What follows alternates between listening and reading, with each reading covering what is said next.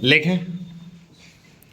उपाध्यक्ष महोदय, रूस में भारत के जो मानचित्र प्रकाशित हुए हैं उनमें भारत के कुछ हिस्से को सही तरीके से नहीं दिखाया गया है। इसको सरकार भी मानती है और इस विषय पर कोई मतभेद नहीं हुए हैं। प्रश्न यह है कि अगर किसी देश ने हमारे देश का गलत मानचित्र प्रकाशित किया है तो एक सरकार के रूप में भारत सरकार का जो कर्तव्य है उसने उसको निभाया है या नहीं, और अगर निभाया है तो किस प्रकार से निभाया है।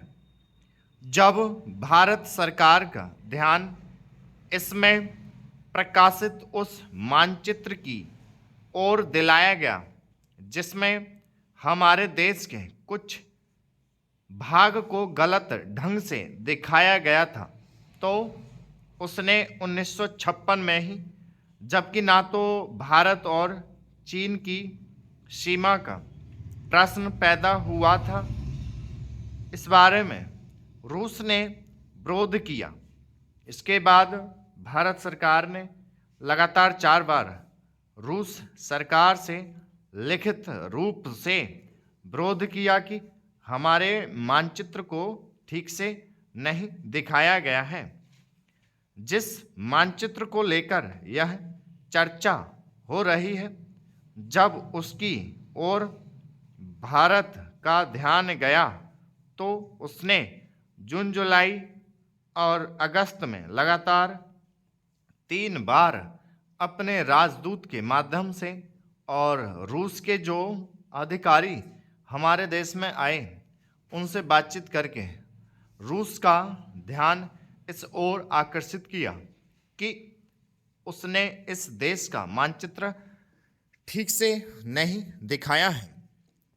प्रश्न यह है कि जिस मानचित्र के बारे में हम चर्चा कर रहे हैं उसके बारे में हमें चिंता होनी चाहिए या नहीं।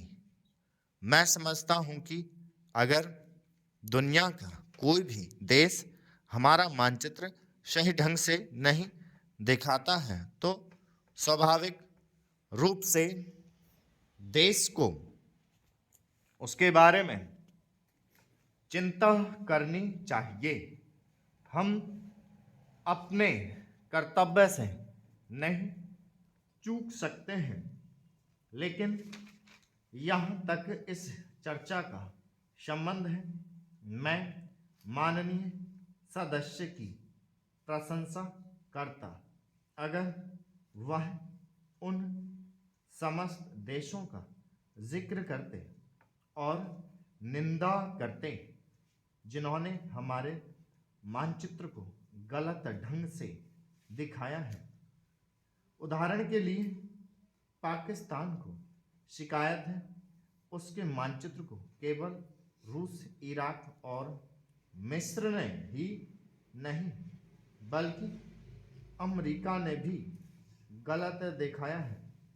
जिस कश्मीर को हम भारत माता का ताज और मुकुट कहते आए हैं, जिसे हम कहते हैं कि वह इस धरती पर हमारा स्वर्ग है, उस इलाके को बिल्कुल उनकी दया और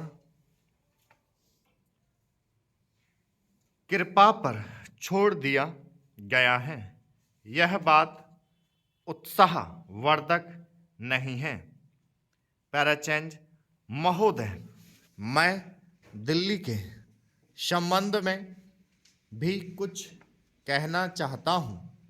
अब दिल्ली चूँकि केंद्र शासित क्षेत्र है और दिल्ली को केंद्र शासित क्षेत्र माना गया है, तो स्वभावतः दिल्ली वालों को यह आशा थी कि केंद्र से शासित होने से यहाँ पर उन्नति होगी और यहाँ के लोगों को कुछ सुविधा मिलेगी, संतोष प्राप्त होगा।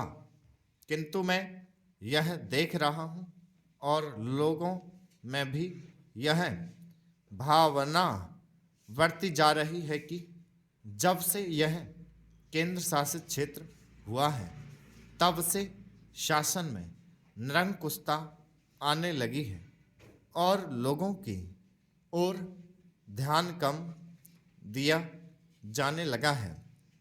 इसलिए मैं यह कहना चाहता हूँ कि दिल्ली प्रशासन के पुनर्गठन के ऊपर पुनः जोर दिया जाना चाहिए और हो सके तो उसके लिए एक समिति बैठा दी जाए और उसके लिए सोचा जाए कि दिल्ली का प्रशासन किस तरह का होना चाहिए। मैं चाहता हूं दिल्ली के प्रशासन के संबंध में आप विचार करें।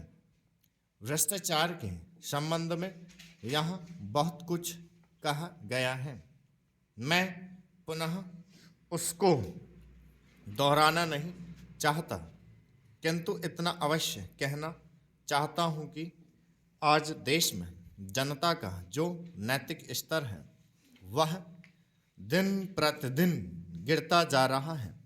सरकार को यह सोचना चाहिए कि उनका वह नैतिक स्तर किस प्रकार उठाया जाए और किस तरह से लोगों की भावनाएं बदले जाएं, किस तरह से लोगों में अनुशासन रह सके, इसके लिए सोचना अत्यंत आवश्यक है। हम जब भ्रष्टाचार की बात कहते हैं तब यह तो सभी मानते हैं कि भ्रष्टाचार है और इसमें कोई दो राय नहीं है कि भ्रष्टाचार मौजूद है। छोटे से अधिकारी से लेकर बड़े अधिकारी तक यह फैला हुआ है। भ्रष्टाचार केवल प्रशासन में है ऐसी बात नहीं है, वरन यह लोगों में भी फैला हुआ है। जब करों की अदायगी का प्रश्न आता है तब लोग दो दो खाते बना लेते हैं और आयकर की चोरी करने का प्रयत्न करते हैं और कर से बचने के लिए भ्रष्टाचार करते हैं। जैसे बगैर दोनों हाथ के ताली नहीं बज सकती, ठीक वही बात भ्रष्टाचार के संबंध में लागू होती है।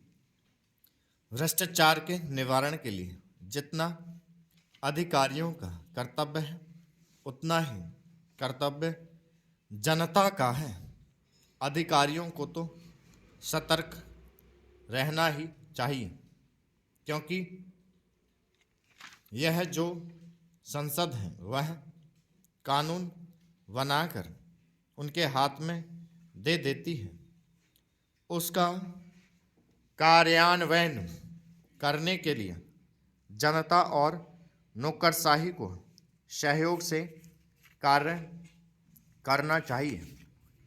महोदय, प्रशासन का यह कर्तव्य हो जाता है कि वह सतर्क रहें और अधिकारी लोग अपने को निष्पक्ष रखें, किंतु जो जनता के अंदर एक गिरावट आती जा रही है वह भी एक देखने की बात है।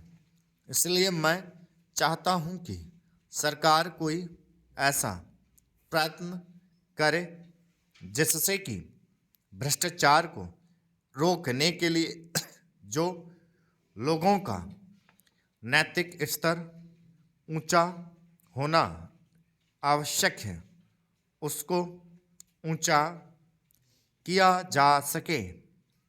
उसके लिए जो भी वह कर सके करे। मुझे कहना तो बहुत कुछ था, लेकिन चूंकि मेरा समय समाप्त हो गया है। स्टॉप।